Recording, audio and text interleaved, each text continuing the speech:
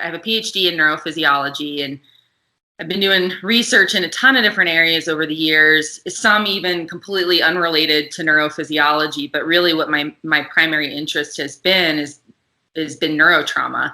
And outside of that, the other things I've been working on have been more like military medical related. So like emergency medicine, combat casualty care, prolonged field care.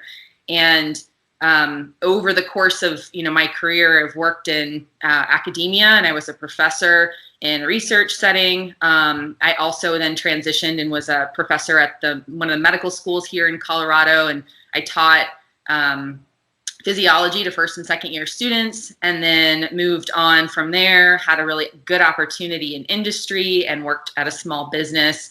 And that was primarily focused on, that's when things shifted for me to focusing more on the military, like trauma medicine side of things, and creating new like medical devices for the battlefield. And then I started my own company based off of that work. But through this entire time of working in this military space, I started to see, like, the majority of my friends are veterans or still active duty. And part of that is my work, and part of it is from I come from a military family and have two brothers who served. And so it's always been kind of a community I've gravitated towards. It feels like, I don't know, family to me in some way. And so through all of this stuff, I started to realize that there were these, massive gaps in how mental health is being handled in the veteran community, not necessarily by veterans like themselves as a fault of their own, but just the lack of tools given the infrastructure and system that's supposed to support veterans just wasn't really getting the job done. And in fact was like dropping the ball in major ways and leaving people without really good options. And so for me to see all of that and feel like that's super fucked up and not okay, I started to gravitate more towards the mental health side of things within the veteran community, and shift my focus away from like trauma medicine and medical devices, and really want to make more of an impact in the mental health arena. And so when I started to realize that and kind of move in that direction, there were other things that just started falling into my lap, or maybe, I don't know what people's beliefs are, maybe it's divine intervention or what it was, but I started to cross paths with these really incredible organizations who were veteran owned and operated, but also focused on helping veterans. And one of them was Heroic Hearts Project. And they're focused on using psychedelic medicines, plant medicines, specifically ayahuasca, to help veterans who are struggling with mental health issues. And PTSD, or PTS as I like to call it, is the primary one that we're focusing on, but really any struggles. And so I started to see that there was this whole other side of how people could be helped through plant medicines. And I started working with Heroic Hearts Project, and that sort of snowballed into so many other opportunities. And for me, being a neurophysiologist, I was like, show me the science. And like, I dove into the research, the nerd that I am. And I was like, how do I understand this stuff? And what is it really doing? Is it people just, tripping balls in the middle of, the forest and, having fun and whatever, like, right. Out? Or is there, sign up at? is there more to it?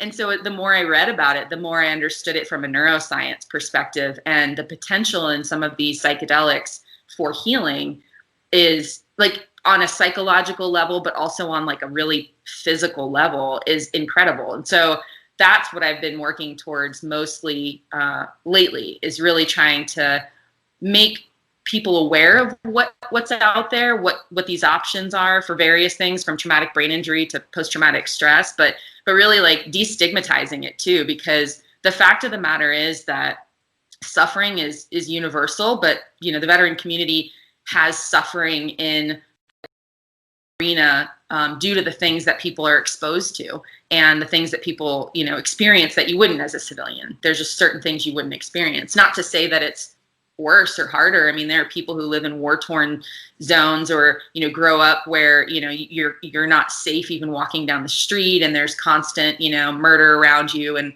things like that, where there's different stressors, but there is a unique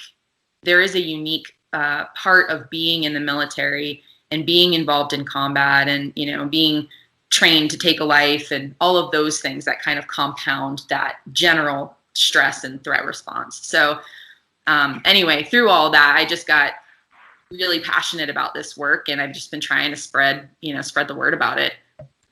That's good, and thank you for doing that. And also, like, kind of, I mean, that's a lot to unpackage there, but it's really huge that you're taking a stance. I know you said something has shifted for you, and that must have been very important, like of a shift in the sense that, and the general populace, I mean, I'm generalizing here, but like most physicians are not willing to go out on a limb and try to do the research or even start considering alternative methods of other than Western medicine, in that sense of because of the reputation, they don't want people like lose their practice or what have you, people to look at them in a different way.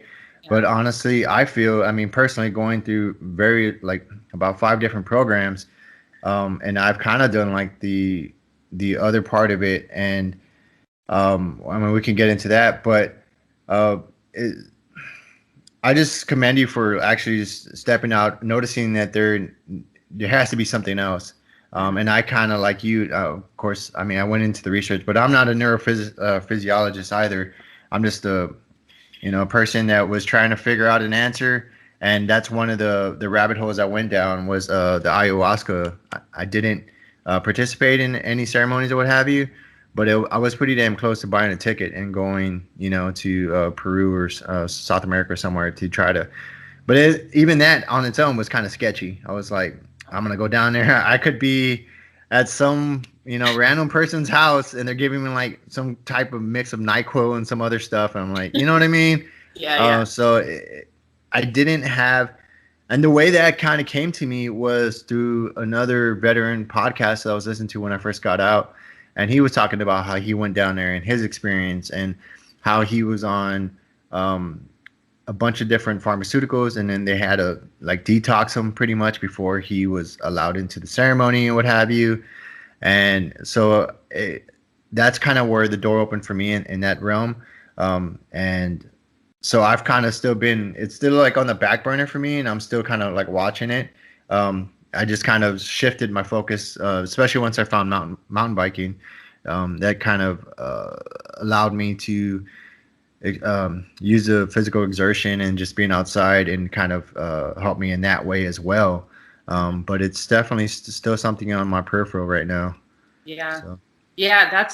Thanks for sharing that. That's definitely your experience of trying, a number of different things and having things not work out. Like, it's not like what I think happens to folks. And I don't know if this is, for you guys, I don't know if this has been your experience, but, people say, hey, try this treatment, or this is supposed to work for PTS or TBI, or this is supposed to help with depression or anxiety or whatever. And you you jump through the hoops, you try the things and it doesn't work.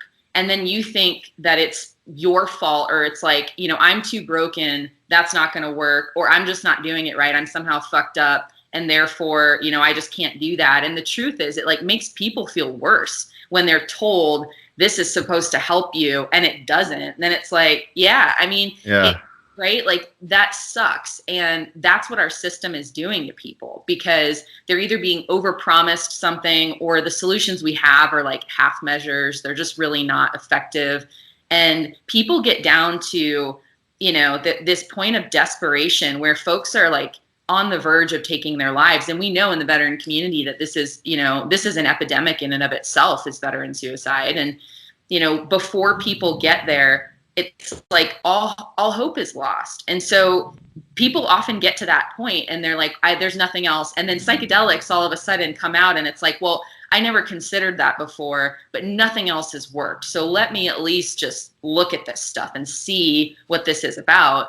And that's where people start to learn, like you said, you did some research, you start to get curious, and then you're like, well, I never would have considered this, but I'm not, my wit's end here, so I'll try it.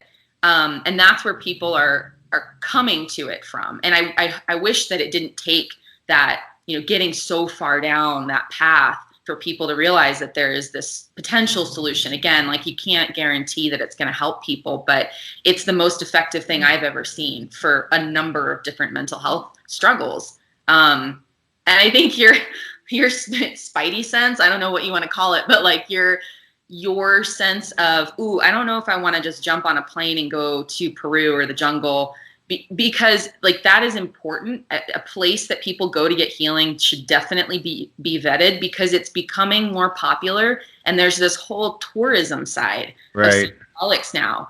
And it's really important work, and especially with something like ayahuasca, it can be dangerous if people are on SSRIs or other medications. So you want to make sure that like you're in good hands, and you shouldn't just, go jump at the first sign that someone says, hey, I have psilocybin or I have ayahuasca, you should go sit in this circle. It's like, well, let me find out more about this, supposed shaman and the medicine and like where you guys are getting it and all that, because it matters. It's important. And the last thing you want is to like, be at your, the last straw, and you're throwing a Hail Mary hoping that this is going to work for you and then have a bad experience.